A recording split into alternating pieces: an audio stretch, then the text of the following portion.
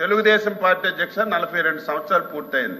ఈ పార్టీ ఎన్నికల వరకే రాజకీయాలు, ఎన్నికల తరువాత పేదవాడ అభివృద్ధి, రాష్ట్ర అభివృద్ధి ధ్యేయంగా పనిచేస్తున్నాం. మీరు కూడా లాస్ట్ 5 years అధ్యక్ష ఏం చేశారు ఒకసారి సీనియర్ మంత్రిగా బొత్స సత్యబాబు గారు ఒకసారి తెలుసుకోవాలి. మేము కట్టినీళ్ళకి రంగులు వేసుకున్నారు, బిల్డింగ్లకు రంగులు వేసుకున్నారు, అన్ని ఎవరు పార్టీ తరఫున పనిచేశారో ఒకసారి గుర్తు చేసుకోవాలి.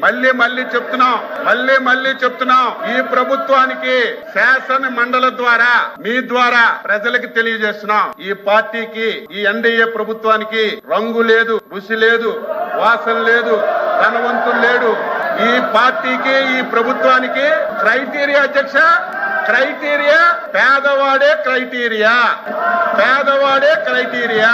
రాజకీయ పార్టీలతో సంబంధం లేదు, కులాలతో సంబంధం లేదు, మతాలతో సంబంధం లేదు. అర్హత కలిగిన ప్రతి ఒక్కరికి అన్ని పథకాలు ఇస్తాం. మీరు కూడా అర్హత కలిగిన వారికి ఏవైనా పథకాలు అందకపోతే ప్రభుత్వం దృష్టికి తండి చేస్తాం తప్ప ఏదో గత 5 సంవత్సరాలు ఊచ కోత ఈ రాష్ట్రంలో జరిగింది. ఎవరికైనా మాట్లాడే స్వేచ్ఛ ఉందా? నవ్వే స్వేచ్ఛ ఉందా? తిరిగే స్వేచ్ఛ ఉందా? ఈ ప్రభుత్వం చేసిన తప్పులు ప్రశ్నించే స్వేచ్ఛ ఉందా?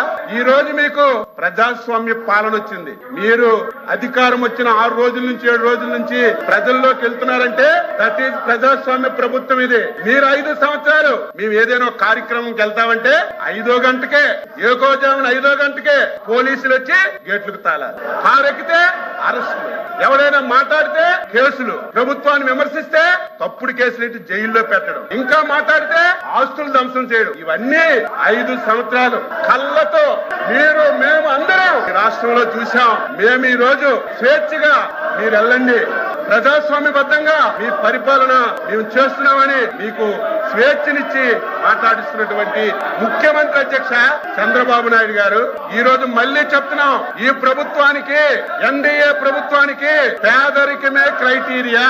ఎవడు పేదవాడున్నా, ఏ పార్టీ ఉన్నా తప్పనిసరిగా ప్రభుత్వం నుంచి అన్ని విధాల సహాయం అందిస్తామని మళ్ళీ ఈ సభ ద్వారా రాష్ట్ర ప్రజలకు తెలియజేస్తున్నాను.